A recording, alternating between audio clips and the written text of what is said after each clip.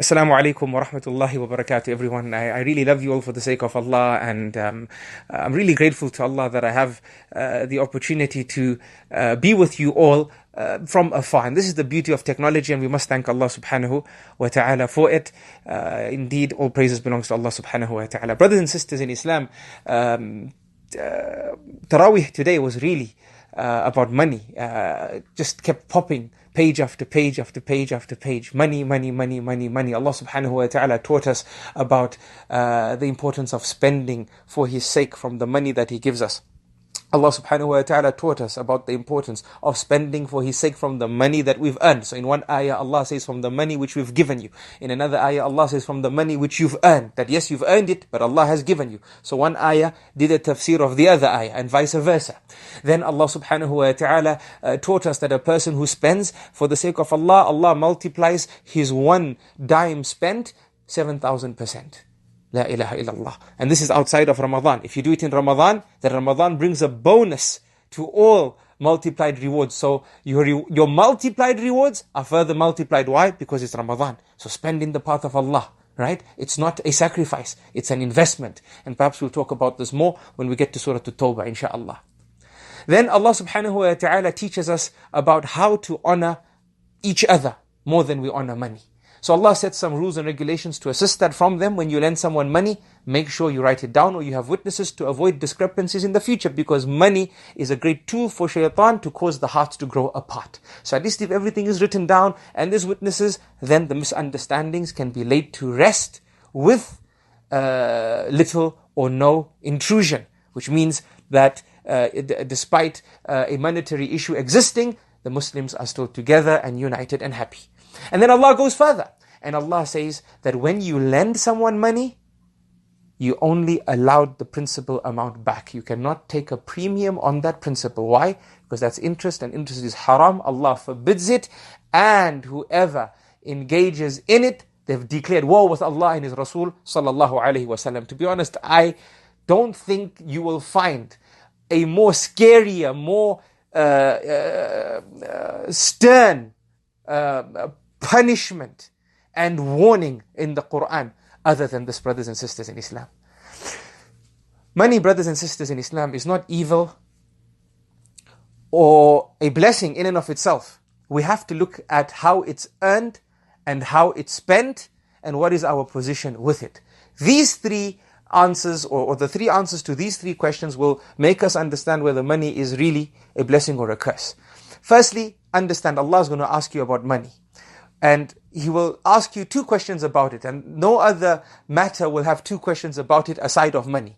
With regards to money, Allah is going to ask you, how did you earn it and how did you spend it? Subhanallah. Okay?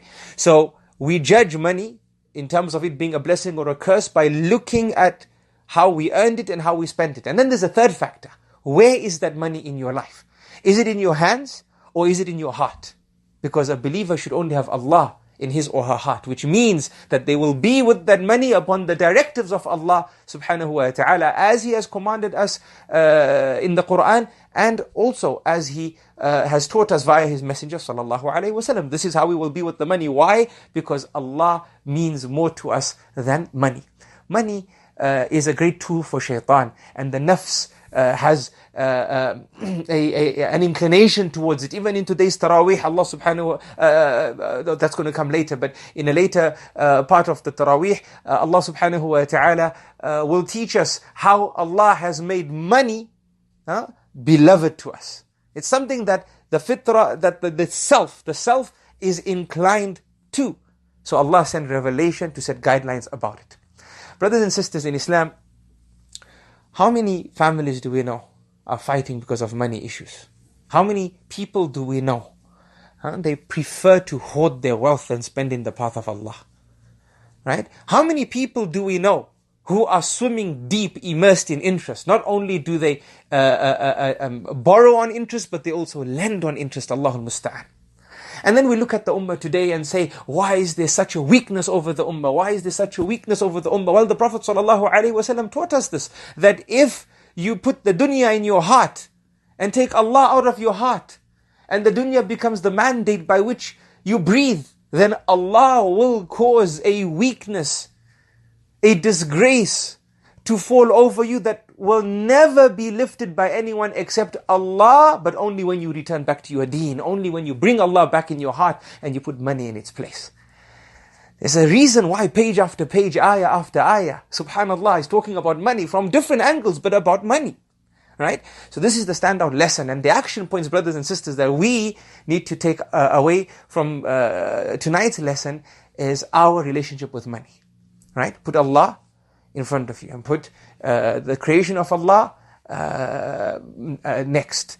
And then look at money and ask yourself, which entity matters to me most here? Which entity matters to me most? Is there someone I'm fighting with because of money, refusing to forgive them because it's a money issue? How am I with interest? I know Allah dislikes it, but do I still borrow or lend on interest? I claim I love Allah, but why am I putting money before Allah? I claim that I value human beings more than money, but why am I fighting with individuals because of money-related issues? Yes, they owe me money, but does that mean I need to cut relationships with them?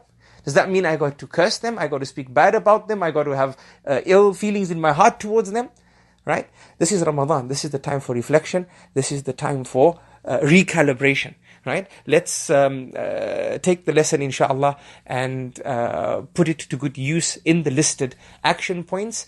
And may Allah subhanahu wa ta'ala cause this audio to be a means of us entering Al-Firdaus alAali. Ameen ya Rabbal Alameen. Wallahi, there's so much I would like to say about interest and the harms of interest and the relationship between zakah and sadaqah and interest. But as per the charter of our lessons, together they have to be short and sweet and to the point. And inshallah, Allah subhanahu wa ta'ala will give us another opportunity to discuss interest and its relationship with sadaqah and zakah in the upcoming ajza bi'idhnillahi ta'ala. Please remember me in your dua along with my family. Once again, I love you all for the sake of Allah. Salamullahi alaykum wa rahmatuhu wa barakatuh.